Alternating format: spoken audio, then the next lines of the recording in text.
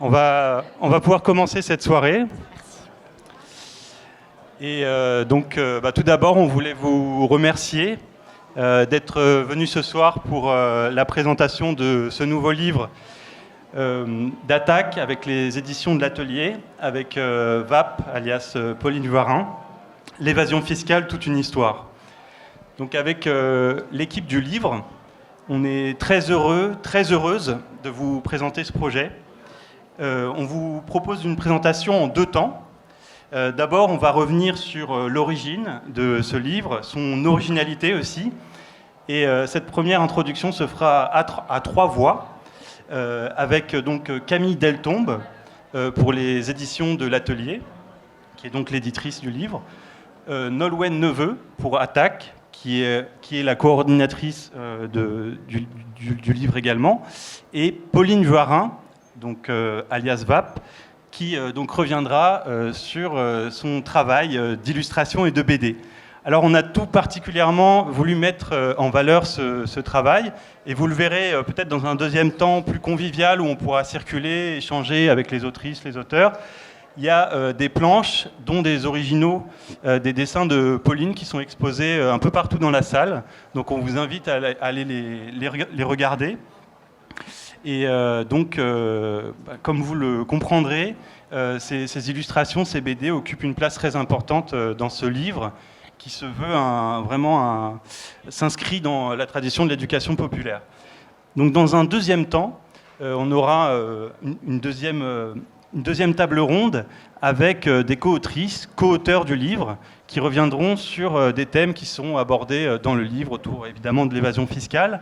Et donc on accueillera Vincent Drezet, Ophélie Gatt et Dominique Plion, qui sont ici présents. Je voudrais dire que ce livre, c'est une belle aventure éditoriale, mais c'est aussi une intervention qui s'inscrit dans une actualité très forte autour des enjeux fiscaux. Et peut-être que vous l'avez lu aujourd'hui, il y a une actualité qui est que la Cour de justice de l'Union européenne a confirmé une amende historique pour Apple qui est de 13 milliards d'euros et qui vient en fait conclure un épisode, un long épisode de 8 ans de débat autour de ces pratiques d'évasion fiscale. Et c'est aussi le résultat d'une mobilisation citoyenne dans laquelle Attaque a pris toute sa part pour dénoncer ces pratiques d'évasion fiscale qui privent les budgets publics de précieuses ressources. Donc évidemment,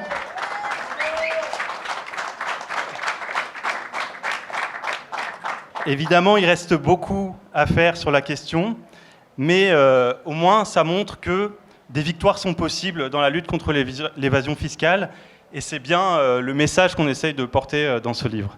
Et tout de suite, je laisse la parole à Camille donc, pour les éditions de l'Atelier. Merci Frédéric.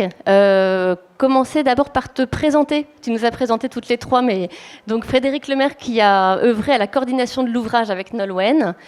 D'abord un grand merci au Point éphémère de nous recevoir ce soir pour la présentation de ce livre. On est vraiment ravis de vous le présenter. Un grand merci. Alors, avant de laisser les auteurs et les autrices du livre présenter ce livre plus en détail, je voulais, au nom des éditions de l'Atelier, remercier Attaque pour leur confiance renouvelée. On est toujours très heureux de faire des livres avec Attaque, très heureux et très heureuse.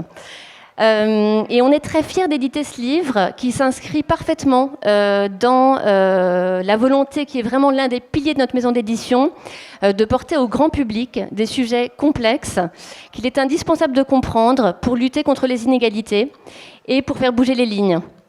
Et donc là, je voudrais saluer le travail formidable d'Attaque pour rendre ce sujet accessible. Travail d'écriture et de pédagogie très impressionnant, je trouve. Et puis, saluer le travail de Pauline et ces merveilleuses planches de BD qui, à la fois drôles et limpides, font de l'évasion fiscale un sujet presque simple. En tout cas, je pense et j'espère que ce sujet est maintenant désormais à votre portée. Et donc je voudrais aussi remercier Jean-François Guillon, graphiste de ce livre, pour le travail formidable et magnifique qu'il a fait sur ce livre, et ainsi que toutes les personnes qui ont participé à la réalisation de l'ouvrage. Et je vais passer la parole à Nolwenn. Merci Camille. Alors moi je voulais vous présenter rapidement le livre, la démarche et puis les grandes lignes, et puis je laisserai ensuite la parole à Pauline. Donc ce livre s'inscrit, je crois, dans la tradition d'Attaque, attachée à la fois sur le fond à toutes les questions de fiscalité, de justice fiscale et sociale, mais aussi sur la forme à proposer des outils d'éducation populaire. L'évasion fiscale et d'une manière plus générale toutes les questions qui sont relatives à la fiscalité. C'est un sujet qui paraît souvent assez lointain, ennuyeux, technique, compliqué.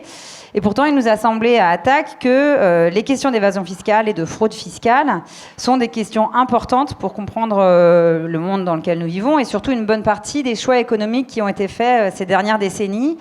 Par exemple, sur les enjeux de financement des retraites, de financement des services publics, d'attaques de plus en plus fréquentes faites à la protection sociale. Il nous a donc paru important de proposer un outil qui permette à chacun et à chacune de mieux comprendre les mécanismes de la fraude fiscale, son ampleur, ses effets. Et donc en écrivant ce livre, on a misé sur ce qu'on appelle l'effet Dracula.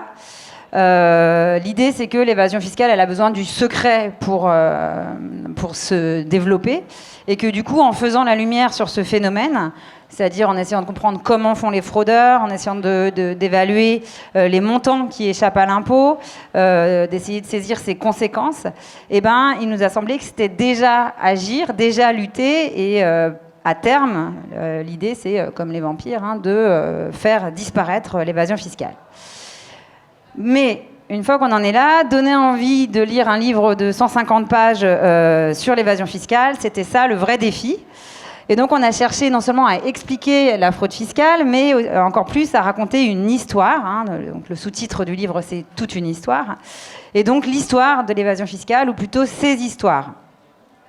D'abord, son histoire au sens propre du terme, puisque nous sommes remontés jusqu'à l'Antiquité pour en déceler les premières traces, et que Pauline, notre dessinatrice, fait même un détour à l'époque des croisades pour nous parler de l'évasion fiscale.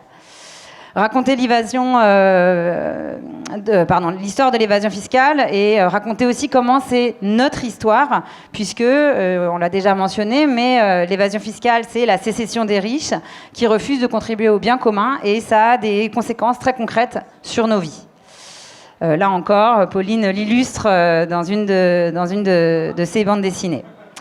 On voulait aussi raconter des histoires d'évasion fiscale en essayant de relater, même si c'est brièvement, différentes affaires, différents scandales qui ont éclaté ces dernières années et qui permettent de comprendre les mécanismes à l'œuvre. On voulait aussi raconter comment on nous raconte des histoires, puisqu'un chapitre entier est consacré à la lutte contre l'évasion fiscale. Alors il aurait dû être assez court, puisque la lutte est quasiment inexistante et la démolition des pouvoirs publics est assez flagrante, mais on a quand même voulu vous montrer justement le décalage entre les effets d'annonce et les faits. Et puis on a voulu aussi raconter l'histoire de celles et ceux qui racontent l'histoire de l'évasion fiscale, les lanceurs et les lanceuses d'alerte, les chercheurs et les chercheuses, les militants et les militantes, tous ces gens dont le travail a permis de mettre à jour l'évasion fiscale, de la mesurer, de la documenter et de faire des propositions pour lutter contre l'évasion fiscale. Et on a donc raconté aussi l'histoire des résistances face à l'évasion fiscale. Et à défaut de vous proposer uniquement une histoire, on a essayé aussi de vous en proposer un futur possible, puisque un chapitre entier est consacré à la mise en lumière des initiatives qui ont permis de faire avancer la lutte contre l'évasion fiscale et la cause de la justice fiscale. Et on propose au passage des solutions concrètes pour lutter contre l'évasion fiscale. Et à ce titre, on ne l'a pas encore mentionné, mais on a une postface de John Christensen, qui est un des pionniers de la lutte contre les paradis fiscaux à l'échelle internationale. Et cette postface, elle montre que des victoires sont possibles en matière de lutte contre l'évasion fiscale. Bref, le livre il propose un panorama de l'évasion fiscale, son histoire, ses conséquences, ses mécanismes, les propositions pour y mettre fin, etc. Voilà pour le fond. Et d'ailleurs, les auteurs vont revenir ensuite sur ce point-là. Pour la forme, et pour que vous le lisiez, on s'est vraiment efforcé, et à mon sens, c'est la plus-value et l'intérêt de ce livre, de le rendre le plus accessible possible, sans pour autant renoncer à la précision. Et donc, on a essayé de faire en sorte que chaque chapitre puisse être lu indépendamment pour que chaque lecteur et chaque lectrice puisse naviguer dans l'ouvrage. On a essayé de proposer, on n'a pas essayé, on a réussi à proposer un glossaire des termes d'évasion fiscale pour qu'on puisse s'y retrouver dans le vocabulaire souvent déroutant de l'évasion fiscale. Donc, vous y découvrirez le cum-cum, le cum-ex et autant de mécanismes d'évasion fiscale captivants. Et enfin, et je dirais même surtout, pour retracer toutes ces différentes histoires que je vous ai mentionnées, on suit les pas de Louise, qui est un personnage imaginé par Pauline, qui est désormais une des plus grandes spécialistes de l'évasion fiscale en France, tant les recherches qu'elle a effectuées ont été approfondies, vraiment. Chaque chapitre donc, se conclut par un récit imaginé et dessiné par Pauline Vuarin, où Louise nous emmène dans une autre forme d'enquête sur l'évasion fiscale. On va la retrouver ainsi dans la poche de Jérôme Cahuzac, sur une île paradisiaque, ou qui en tout cas est paradisiaque pour les évadés fiscaux, au musée de Bayeux, à une manifestation pour l'hôpital public, et puis finalement à l'apéro. Le travail de Pauline permet d'incarner les questionnements qui paraissent souvent arides et d'aider chacun et chacune d'entre nous à se les approprier. Et je tiens à dire que son travail n'est pas la cerise sur ce livre, il en est véritablement le ciment.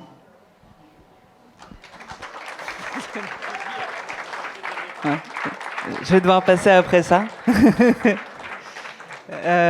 Juste quelques mots sur ma participation. Donc, c'est Fred qui m'a appelé, on se connaît depuis bien longtemps.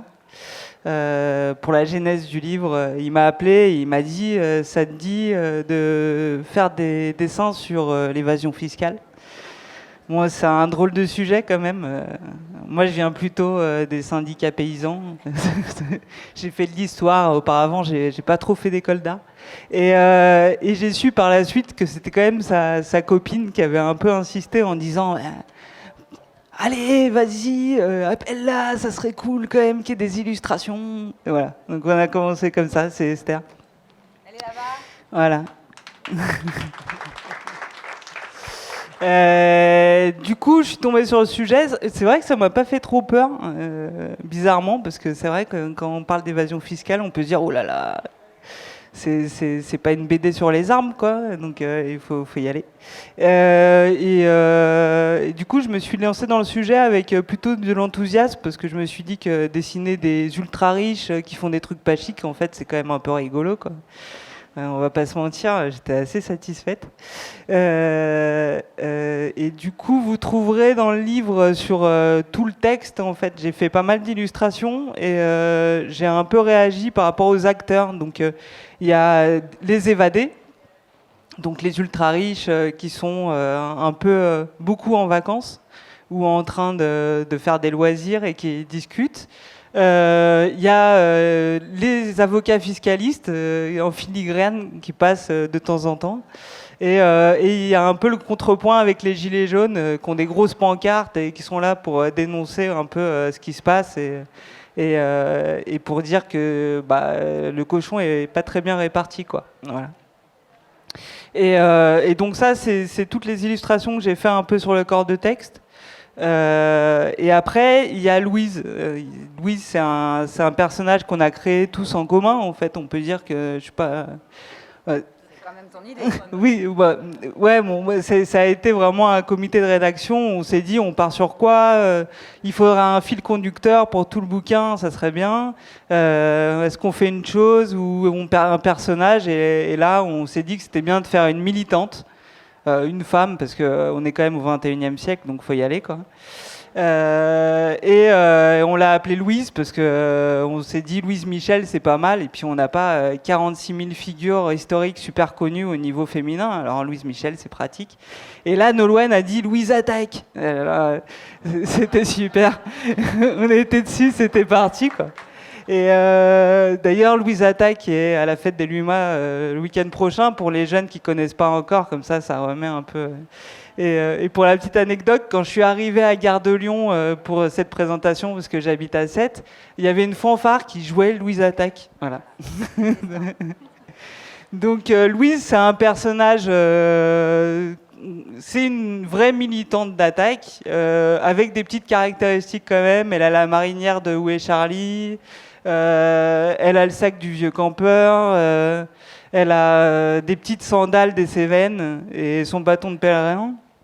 Et elle part sur la route pour comprendre ce que c'est que l'évasion fiscale tout au long du bouquin.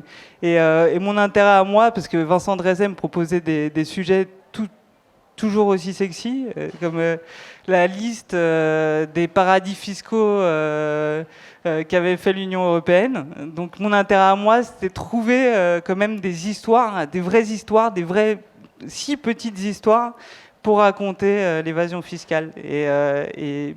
Et du coup, j'ai emmené Louise dans plein de situations différentes, effectivement, dans la poche de Cahuzac. Et j'ai aussi essayé de changer les contextes. Donc, des fois, c'est elle qui est dans un dialogue avec quelqu'un, c'est elle qui raconte. Des fois, on lui apprend des choses. Des fois, c'est un peu une discussion collective pour que vous vous ennuyiez pas trop, quoi, aussi. C'était l'intérêt de la pratique, quoi. Qu'est-ce que je pourrais dire d'autre? Si, c'est un truc très important. Je pense que on a conçu le livre pour que il y a plusieurs niveaux de lecture quand même, c'est ce qu'a dit Nolwenn, c'est-à-dire qu'on peut lire le texte, on peut lire les BD, on peut regarder les illustrations. Et l'idée, c'était peut-être qu'il y ait des gens qui lisent tout intégralement et puis d'autres qui le chopent aux toilettes et qui se disent « Ah, je vais lire une BD, c'est cool ». Voilà. Et donc, c'était un peu comme ça qu'on l'a pensé aussi. Je pense que sur ça, on a à peu près réussi à bien rythmer le truc. Et voilà, et j'étais ravi de participer à ce bouquin. Je trouvais ça assez chouette. Mais c'était sympa de dessiner des riches. Voilà. Je sais pas trop. Ouais, je pense que j'ai rien d'autre à ajouter. Merci.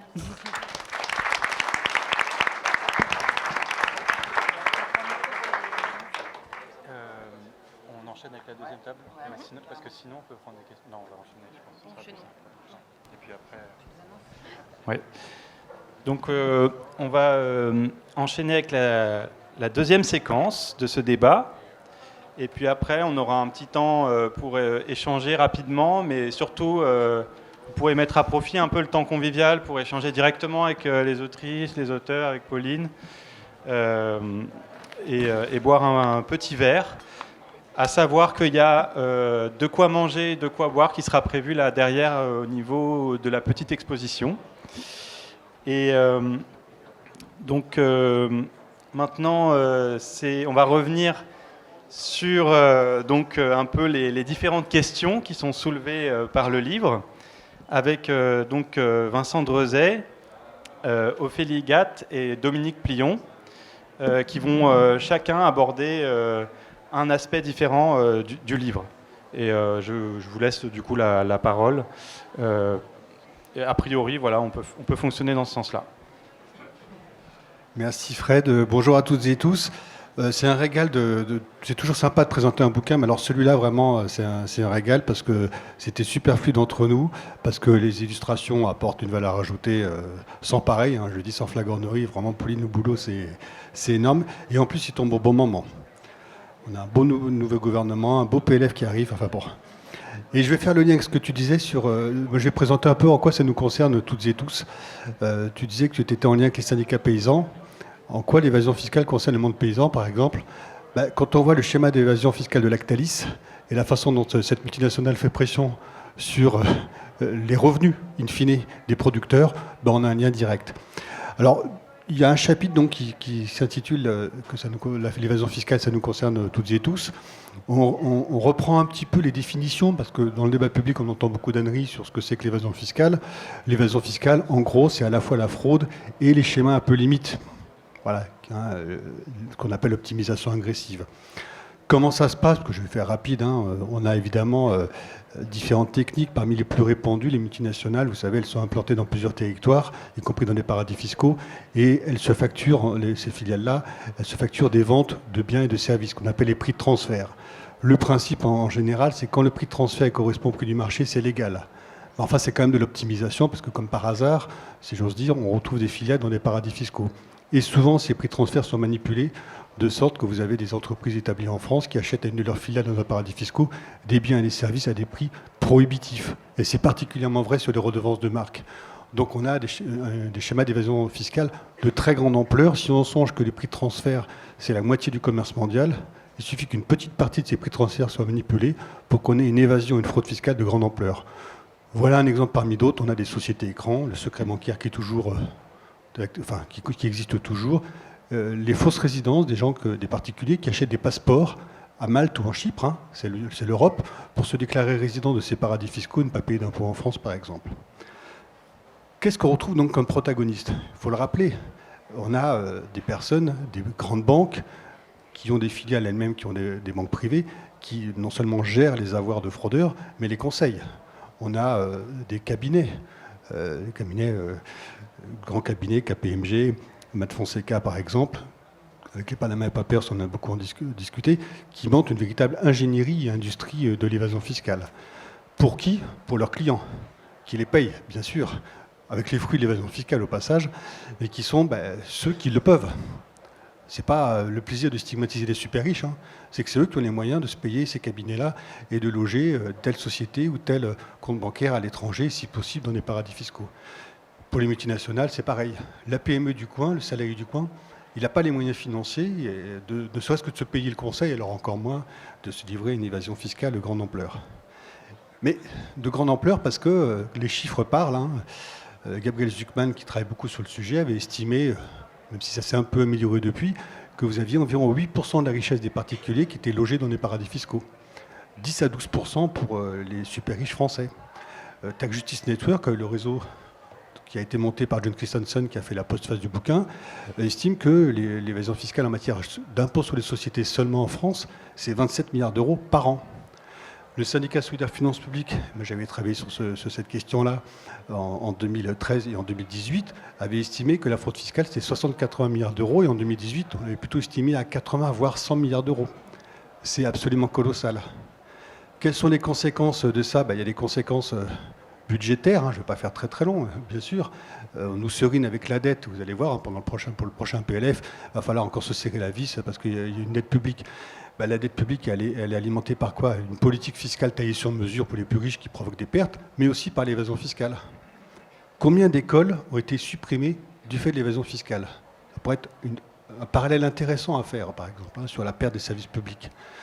Parce que les services publics, la protection sociale, souffrent d'un manque de moyens lié notamment à l'évasion fiscale. Évidemment à la politique fiscale, mais aussi à l'évasion fiscale. On a également des conséquences écologiques qu'il ne faut pas nier. Les pertes en matière d'évasion fiscale nous empêchent de financer les politiques publiques, et notamment en matière, comme on dit attaque maintenant, de bifurcation sociale et écologique. Mais ça donne également des moyens aux plus riches de polluer encore plus, puisque ce sont les plus gros pollueurs. Et c'est Ophélie qui avait écrit dans Alter Echo quelque chose là-dessus, en disant oui, non seulement il y a le manque de moyens, mais il y a aussi la capacité qu'eux, par l'évasion fiscale, à avoir d'autant plus de revenus pour notamment plus polluer. Et puis ces revenus qui sont dissimulés alimentent les inégalités. Et in fine, il y a aussi une dernière conséquence qu'il faut souligner. Pauline parlait des gilets jaunes tout à l'heure, c'est une secousse dans la démocratie. On a un ras-le-bol des injustices fiscales et sociales. Ce n'est pas un ras-le-bol fiscal stricto sensu. C'est quand les gens voient que le système fiscal est plus injuste, qu'il y a de multiples affaires en matière d'évasion fiscale et que les services publics disparaissent, ça les rend fous, c'est normal. Et le consentement à l'impôt est éliminé, et ça alimente notamment la crise démocratique. Donc ça, il faut le rappeler sans cesse. C'est un sujet citoyen qui nous concerne toutes et tous dans notre quotidien. Et c'est pour ça qu'il est bienvenu que ce travail permette, comme disait Nolwenn, un effet Dracula, de dire, regardez, c'est pas si compliqué, ça nous concerne toutes et tous, mais il y a des moyens pour les combattre, et jusqu'à présent, ils ne les ont pas vraiment mis. Comme ça fait la transition.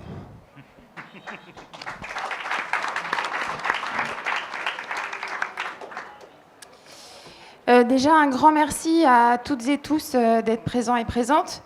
Moi, ma partie, c'est pas la partie la plus sexy dans les chapitres du livre, en tout cas sur la rédaction. C'est rendu très sexy grâce à Pauline et bravo pour la performance. Parce qu'à Attaque, on ne sait pas rendre les choses forcément très sexy quand on écrit les contributeurs et les contributrices que nous sommes. On est plutôt un peu austère, surtout quand on parle de finances publiques. Donc le constat de l'ampleur de l'évasion fiscale, il est connu. Il n'est pas étonnant. Il n'est pas étonnant parce qu'il est lié à la globalisation financière, à la rapidité et à la facilité de la circulation des capitaux et de l'intense, très intense concurrence fiscale et sociale. Donc toutes les conditions, elles sont réunies pour la favoriser. Face à cela, les réponses politiques, elles ont tardé et dans leur écrasante majorité, elles sont souvent des réactions en lien à des scandales ou à des affaires. C'est ce qu'on essaie de vous montrer dans ce livre. Et elles sont demeurées insuffisantes. Donc, je vais vous parler des insuffisances. Je vais quand même essayer de vous montrer qu'il y a quelques petits bons points. Les quelques petits bons points, c'est des créations d'institutions qui sont censées lutter contre la fraude et l'évasion fiscale. Il y a eu notamment en 2013 la création du parquet national financier, celle du service d'enquête judiciaire des finances, ça date de 2019. Ça donne véritablement un poids juridique et judiciaire à l'administration fiscale. Il y a la loi du 23 octobre 2018 qui assouplit un dispositif que vous avez dû toutes et tous entendre, en tout cas, c'est celui du verrou de Bercy. Ça contraint un petit peu plus l'administration de Bercy à être plus transparente et à baisser un petit peu son monopole de l'action publique en matière de plainte pour fraude fiscale. Ça a eu un effet assez bénéfique et véritablement efficace parce que ça a permis d'envoyer beaucoup plus de dossiers au pénal. Globalement, et c'est le constat que on peut faire encore aujourd'hui malheureusement, la lutte contre la fraude fiscale, elle reste freinée et bridée par ces institutions. Déjà au plan international, la coopération entre les États a longtemps été marginale. Alors les choses se sont un peu plus améliorées avec l'échange automatique d'informations entre une centaine de pays, mais elle est freinée par beaucoup de territoires qui ne participent pas à cet échange d'informations. Il existe, et ça, on vous en a parlé dans la première partie, c'est Pauline qui vous en a parlé dans la première partie, les fameuses listes noires. Donc, on peut faire un tour des pays sur ces listes noires, effectivement. Ce sont des listes qui sont établies tant par l'OCDE que par l'Union européenne. Mais s'il y a des noms de pays, d'États sur ces listes, il n'y a aucune sanction qui est assortie derrière. Donc c'est joli d'avoir son nom sur une liste, mais en fait, il n'y a rien qui se passe derrière. L'accord sur l'imposition des multinationales, là, qui se met en œuvre cette année, elle a un taux minimal de 15%, donc c'est beaucoup trop faible. Et il y a plusieurs dispositifs aussi qui sont assortis pour faire que ça va réduire la portée de cet impôt, avec des exceptions, des exemptions et la non prise en compte de certains crédits d'impôt. En France, on est magnifique en France sur la lutte contre l'évasion fiscale si on entend, et on entendait Gabriel Attal, mais en fait on est loin d'être magnifique et elle régresse véritablement la lutte contre l'évasion fiscale parce que M. Macron a mis en place dès 2018 une loi qui donne le là de ce que l'administration fiscale peut faire en matière de fraude et d'évasion fiscale, puisqu'il a mis en place une loi qui s'appelle « Pour un État au service d'une société de confiance ». Donc les administrations fiscales, nous, effectivement, certains services, la confiance, effectivement, mais la confiance n'exclut pas le contrôle. Et on aime contrôler. Sauf que cette loi a mis en place une profonde réorientation de l'action de notre administration fiscale. Vous aurez compris, je viens des finances publiques. Et la priorité, c'était plus le contrôle, c'était l'accompagnement et la sécurité juridique des entreprises avec la mise en place de petits dispositifs géniaux qui s'appellent la garantie fiscale. C'est-à-dire quand un de nos collègues allait faire un contrôle dans une multinationale, qu'il ne voyait pas certains petits problèmes et qu'il ne redressait pas. Il est très compliqué pour un agent des finances publiques de faire un contrôle exhaustif dans une multinationale par manque de temps et par manque de moyens. Le fait que le redressement ne soit pas affiché à la multinationale valait accord tacite de validation comme quoi il n'y avait aucun sujet. Donc ça a été une lutte véritablement efficace pour nous contre la fraude fiscale. Donc progressivement, cette loi-là et ce fonctionnement, en fait, ça sert des intérêts particuliers.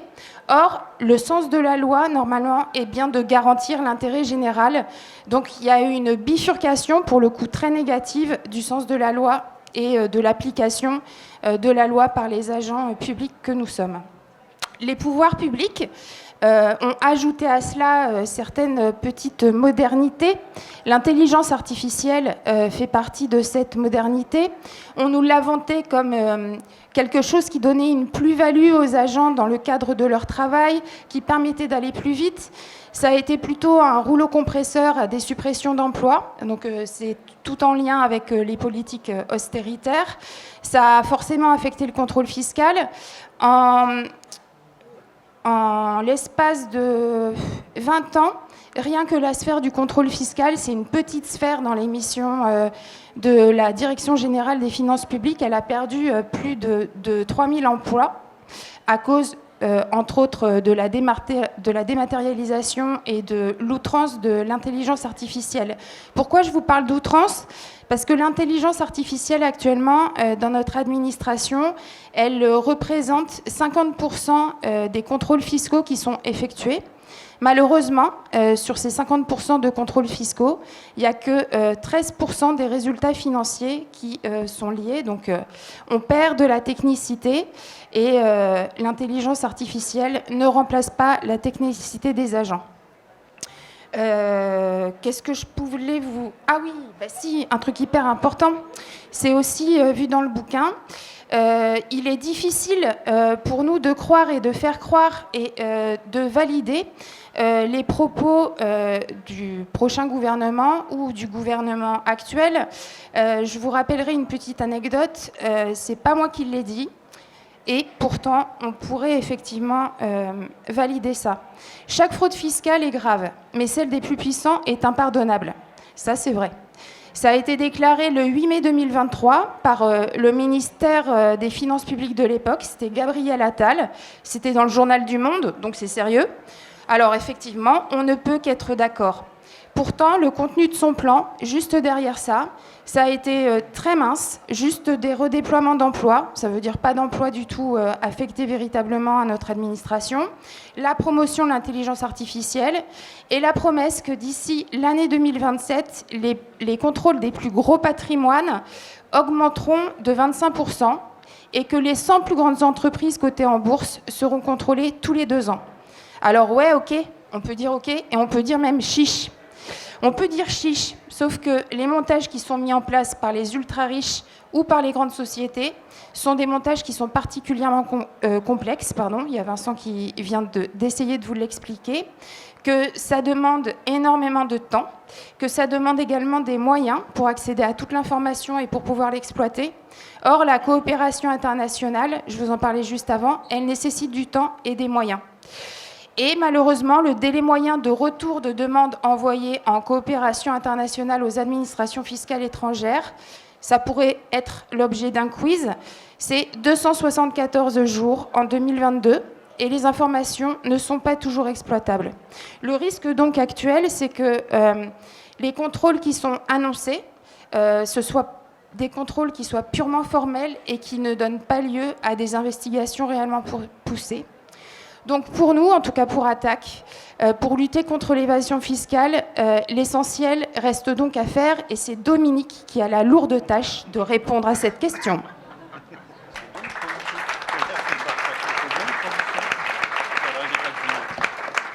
Tu me donnes une très grande responsabilité. Alors je voudrais dire comme mes camarades qu'on a eu beaucoup de plaisir à faire ce livre. J'espère que ça se ressent dans le livre. Je pense que c'est un livre qui est assez aéré, assez vivant, et Pauline y a largement contribué. Et on a une équipe de rédacteurs où vraiment on a travaillé dans les les bonnes conditions, et je dois le souligner. Voilà. Donc c'est tous âges, tous sexes, voilà, et c'était sympa. Alors ensuite, c'est vrai que le livre se termine dans le chapitre 6, le dernier chapitre, sur les mobilisations, parce qu'en effet, nous croyons, et je pense en cette salle, vous serez tous d'accord, qu'on ne peut faire des progrès, ou les progrès qui ont déjà été réalisés, même insuffisants, sont très largement dus aux mobilisations sociales, aux mobilisations citoyennes. Et donc, vous savez qu'ATTAC, on se définit souvent comme une organisation d'éducation populaire tournée vers l'action. L'action, ce sont notamment les mobilisations. On pense que si on n'agit pas, si on ne se regroupe pas, si on ne crée pas des rapports de force dans la société, eh bien, on ne progressera pas. Et donc, pour nous, c'est vraiment quelque chose d'absolument fondamental. Donc, dans ce livre, on voulait terminer, évidemment, sur cette dimension. Mais quand on dit attaque et les mobilisations, nous ne sommes pas seuls. D'abord, il y a toutes les autres organisations avec qui nous travaillons, donc les organisations syndicales. Nous travaillons aussi beaucoup avec d'autres ONG ou associations du type Oxfam, par exemple, pour ne pas... et avec ce réseau qui s'appelle TAC Justice Network, qui rassemble sur l'Europe, et même au-delà d'Europe, dans le monde, toutes les organisations qui se battent sur la justice fiscale, en fait, donc la lutte contre l'évasion fiscale. Et John Christensen, qui est le coordonnateur de ce réseau, a rédigé d'ailleurs la postface du livre. Mais il n'y a pas que ce réseau d'ailleurs. J'en citerai un qui est franco-français et qui joue un rôle important aussi, c'est la plateforme des paradis fiscaux et judiciaires, qui rassemble une vingtaine d'organisations, celles que j'ai déjà citées, dont nous en faisons partie, ATTAC, mais d'autres encore, comme par exemple Anticor, qui se bat pour la transparence. Donc, si vous voulez, l'idée, c'est que mobilisation, derrière, il y a l'idée de travail ensemble, de rassemblement, d'unir nos forces. Et je dois dire que là aussi, les ONG, les organisations sont très proches. On a des travaux communs, on a des mobilisations et des mots d'ordre communs. Et ça, c'est tout à fait la condition nécessaire du succès. Voilà. Alors, puisque je parle du succès, on a parlé d'avancée, mais aussi de déception. Bon, ATTAC, on a pas mal mené des actions un peu originales, pas les seules d'ailleurs, mais par exemple, rappelez-vous le fauchage des chaises dans les banques. Les banques étant les principaux organisatrices de l'évasion fiscale. Si vous allez sur le site de n'importe quelle banque, bien très vite, vous allez trouver un des chapitres ou des items qui est proposé, c'est gestion de fortune ou gestion de patrimoine. Et si vous cliquez, très vite, vous allez voir l'optimisation fiscale. C'est-à-dire que les banques sont vraiment des championnes de l'optimisation fiscale et bien au-delà de l'évasion fiscale. Et donc, on a décidé de se battre nommément et concrètement contre les banques et on est allé prendre, comme vous le savez, peut-être certains d'entre vous ici ont participé à ces actions, ce qu'on appelait le fauchage des chaises dans les banques, du mobilier bancaire, qu'on mettait en plus sur la place publique et qu'on allait porter devant les trésoreries principales, c'est-à-dire en disant voilà, on a pris un butin, c'est pour rembourser une partie de l'argent qui a été volé à l'État. Voilà. Et nous avons eu d'autres actions. Tu parlais tout à l'heure de Apple qui va payer donc cette amende énorme de 13 milliards. Nous avons fait des actions avec d'autres, encore une fois. Par exemple, nous avons occupé l'Apple Store de l'Opéra et on a été attaqué en justice pour ça. Et nous avons gagné.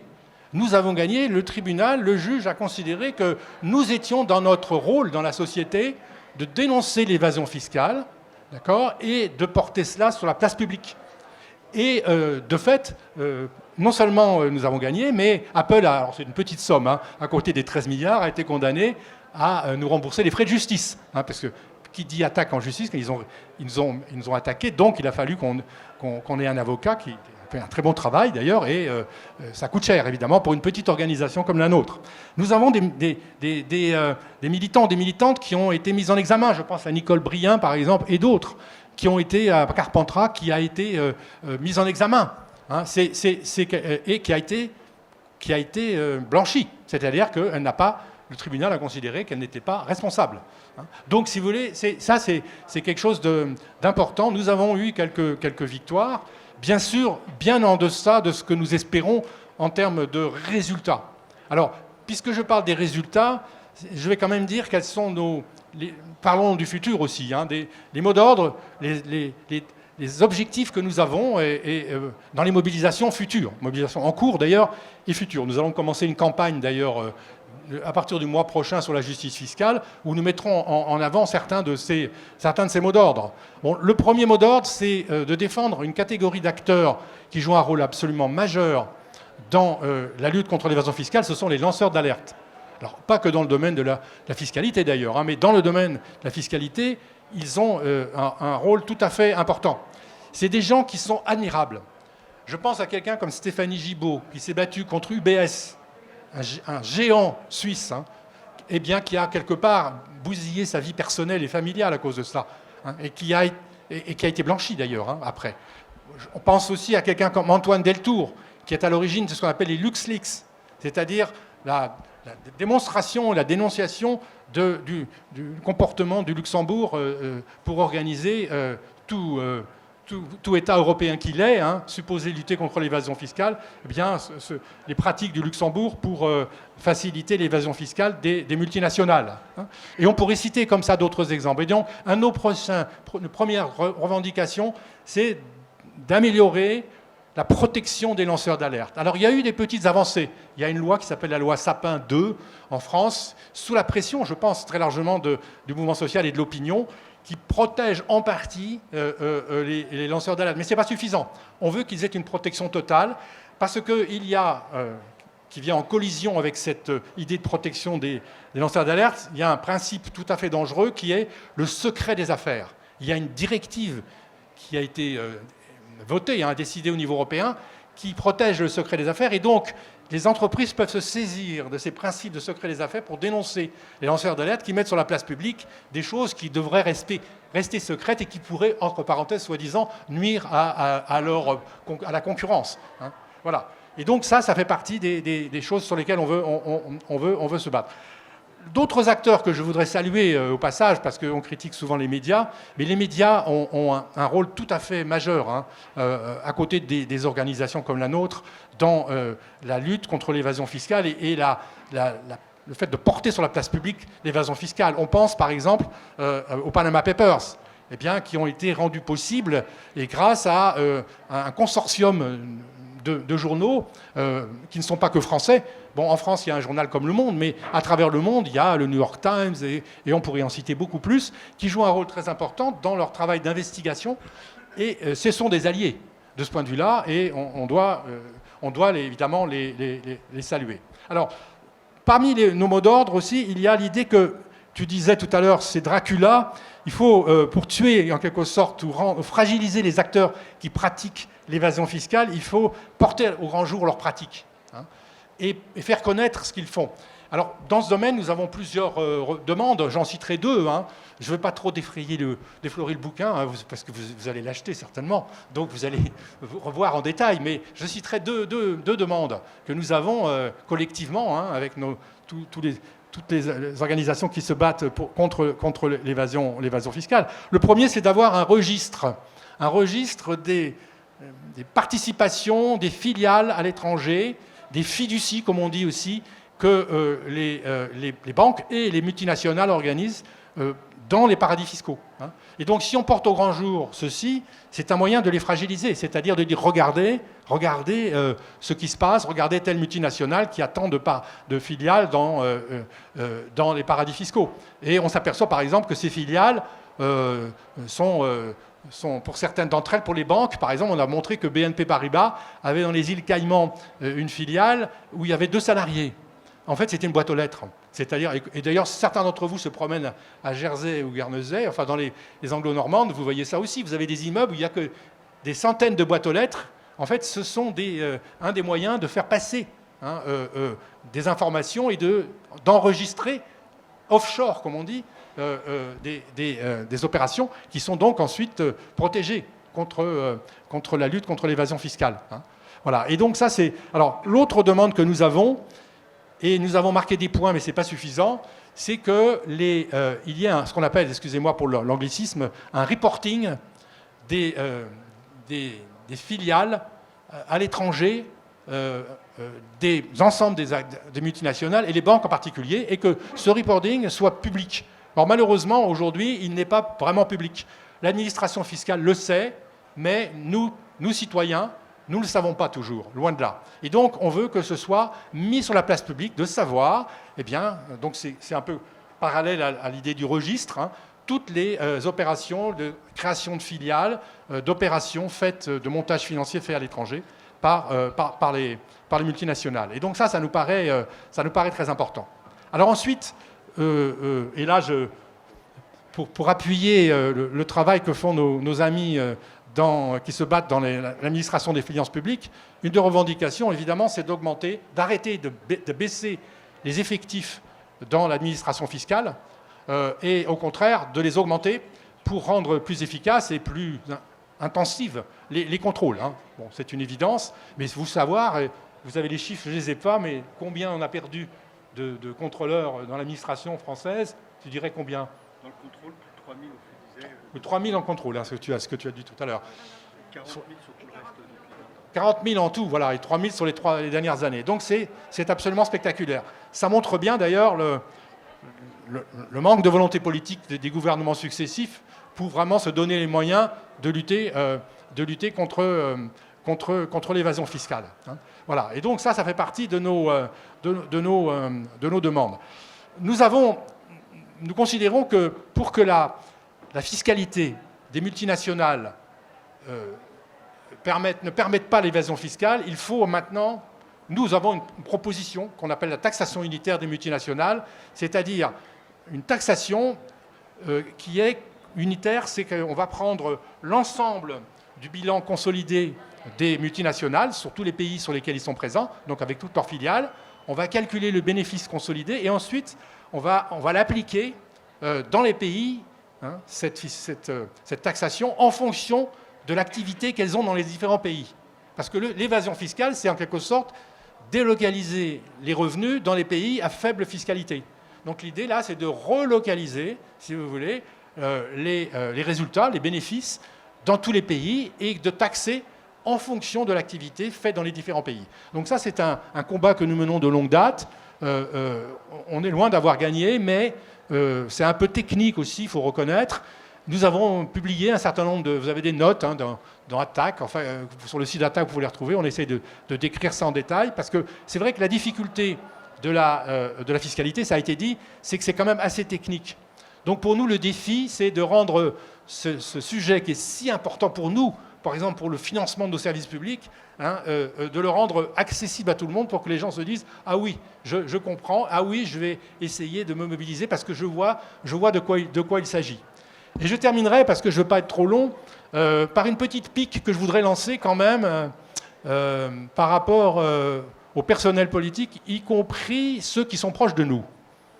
Je suis très étonné de voir, dans les débats tout récents que nous avons eus, à l'occasion notamment des élections récentes, mais après, hein, de constater que la question de l'évasion fiscale n'est pas mise en avant par ceux qui sont proches de nous, parce qu'ils défendent les services publics, parce qu'ils sont pour la justice fiscale. Et que dans ce combat où il s'agit de dire qu'on peut financer les services publics, on peut financer l'investissement pour la transition, eh bien, on ne met pas en avant davantage les 60 ou 100 milliards par an d'évasion fiscale. Je suis étonné. On a l'impression qu'ils sont tétanisés, qu'ils ont peur de le dire. Or, en fait, regardez les déclarations récentes du Premier ministre qui vient d'être nommé. C'est 100 milliards d'économies qu'il va falloir faire. Mais 100 milliards, c'est exactement l'évasion fiscale. D'accord ? Donc, si vous voulez, pourquoi ceux qui s'opposent justement à la politique qui va se mettre en place ne mettent pas plus en avant la question de l'évasion fiscale ? C'est absolument incompréhensible de notre part. Et donc notre travail, c'est y compris vis-à-vis de nos alliés, de ceux qui nous sont proches, qui se battent pour les mêmes objectifs que nous, néanmoins, il faut mettre en avant davantage la question de l'évasion fiscale. C'est un sujet absolument majeur. Voilà, je m'arrête là.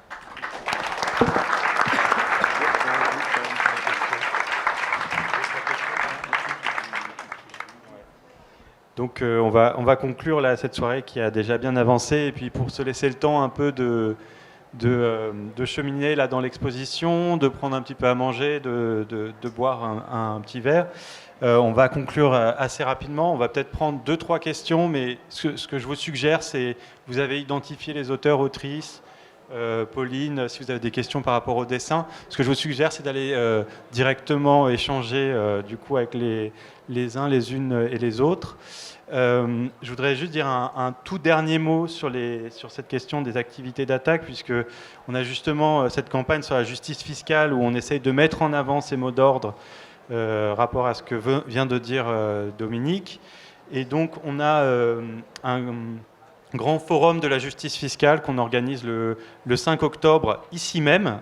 Donc je vous invite à prendre date et à revenir pour une demi-journée d'échanges un peu plus approfondis sur des mesures qui pourraient être portées dans le prochain budget, puisque c'est quand même un débat qui est très important, comme l'a rappelé Dominique, comme l'ont rappelé les autres intervenants. Donc n'hésitez pas à vous renseigner à la table d'attaque aussi, puisqu'on a des petits guides. On a le site d'attaque sur lequel vous trouvez toutes les informations. Et voilà, donc moi je vous propose, on prend vraiment 2-3 questions si vous en avez. Et si vous n'en avez pas, voilà, donc on fait un petit tour. Je vais prendre le micro pour le faire circuler. Ça va être assez rapide. Déjà, merci infiniment pour votre travail. Je voudrais juste avoir votre avis sur un cas précis qui est tout récent. En fait, il n'est pas si récent que ça, mais je l'ai découvert hier, sur Darmanin qui a aidé donc les PSG à ne pas payer des impôts sur un transfert d'un footballeur. Alors là, on touche vraiment, je trouve, le summum. Il était donc au ministère des comptes publics, c'est ça, je ne me trompe pas. Et donc, il aide une société privée, bon, le PSG en plus, on ne peut pas dire que ça soit vraiment d'utilité publique, qui, pour ne pas payer des impôts. Et en fait, j'ai découvert, je voudrais déjà savoir, dans ce cas-là, est-ce qu'on est dans les cas de l'évasion fiscale? Et surtout, cette info, elle est sortie en janvier dernier, si j'ai bien compris. Or, comment ça se fait qu'en ayant cette info, Darmanin est resté ministre, il a été réélu tout récemment, alors que c'est tout à fait scandaleux. Comment ça se fait? En fait, je n'arrive pas à comprendre. Est-ce qu'il y a d'autres petites questions? Merci. En fait, ce n'est pas une question, c'est juste pour vous remercier. Je m'appelle Pierre Larouturou, j'ai été député européen pendant 5 ans au cœur du système. Et la victoire d'aujourd'hui, les 13 milliards d'amendes, c'est quand même énorme. Le fait qu'on parle de plus en plus d'une taxe sur les marchés financiers, la France s'y oppose, mais s'il n'y avait pas attaque, franchement, depuis 25 ans, ça doit faire 20 ans ou 25 ans qu'on se connaît avec Dominique ou Vincent. Il y a des moments où c'est un peu pénible, pour être poli, de retrouver l'argumentaire. Qu'est-ce qu'on fait pour être encore plus sexy que la dernière fois? Donc le bouquin a l'air génial, mais je pense que ça, on a vu la preuve aujourd'hui que ça, c'est payant. Et Vincent l'a dit, les 13 milliards, ça va être à la une des journaux, les 13 milliards d'amendes, ça va être à la une des journaux français demain. Donc ça tombe bien dans le calendrier français, mais aussi au niveau européen. Hier, il y a un rapport qui a dit que l'Europe allait crever si on ne trouvait pas 800 milliards chaque année pour le climat, pour l'industrie, pour la recherche.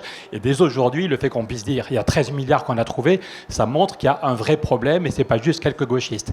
Et je suis persuadé, je ne vais pas être trop long, mais que s'il n'y avait pas eu attaque, cette amende, elle n'aurait jamais eu lieu. J'ai vu des gens de la Cour de justice il y a quelques mois. Évidemment, ils lisent vos arguments. Évidemment, vous avez contribué. Donc il y a des moments où on a l'impression que le combat collectif, c'est chiant, c'est long, ça ne donne pas de résultat. Mais je crois au contraire qu'on pourrait ouvrir le champagne ce soir.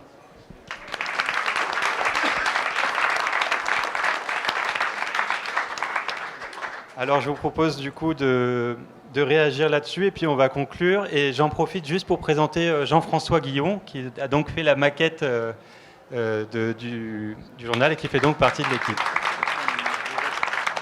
Qui souhaite répondre? Oui.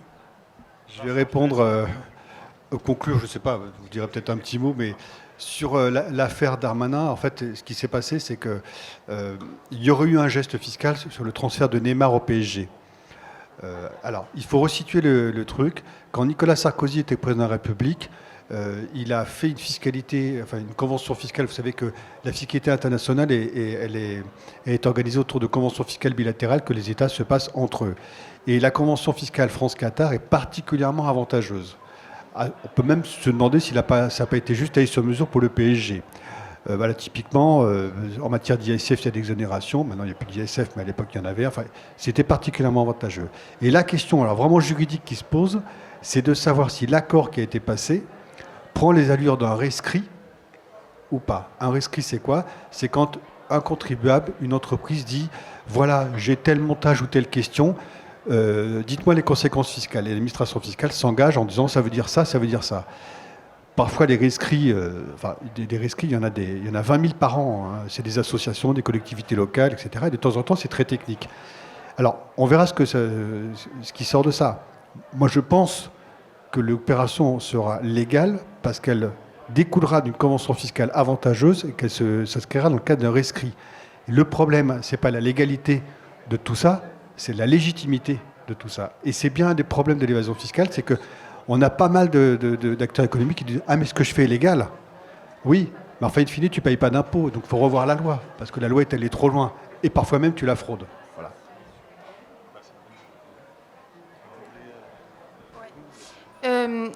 Et juste sur cette affaire, parce que c'est une affaire, il faut le dire comme ça, le nouveau directeur de cabinet du nouveau Premier ministre, qui s'appelle Jérôme Fournel, est un acteur de cette affaire. Voilà. Et ce Jérôme Fournel était le directeur général des finances publiques jusqu'à il y a quelques mois. Voilà. C'est la fin de l'histoire. Mais pour lui, c'est pas la fin de l'histoire. Sinon, pour rebondir par rapport à l'intervention de Pierre Larouturou, effectivement, on dit en France la fraude et l'évasion fiscale, c'est estimé à hauteur de 100 milliards. Il faut savoir qu'au niveau européen, c'est un manque à gagner qui est évalué par la Commission européenne elle-même à 1 000 milliards d'euros par an. Voilà, ça donne un ordre d'idée. Merci à toutes et tous. Merci Pierre pour ce que tu as dit. Je crois qu'en effet, ça remonte le moral. Enfin, il n'était pas si bas que ça, parce qu'on a quand même quelques victoires, mais tu as raison de dire que là, il faut fêter, on va le faire ce soir, il faut fêter cette décision définitive, hein, que Apple, voilà. Et Apple a toujours été une de nos cibles privilégiées d'ailleurs, comme étant un évadeur fiscal de premier plan. Merci. Bon, le livre se termine par un apéro, donc je vous suggère de faire de même. Et puis voilà, un grand merci à vous, toutes et tous, et un grand merci à l'équipe.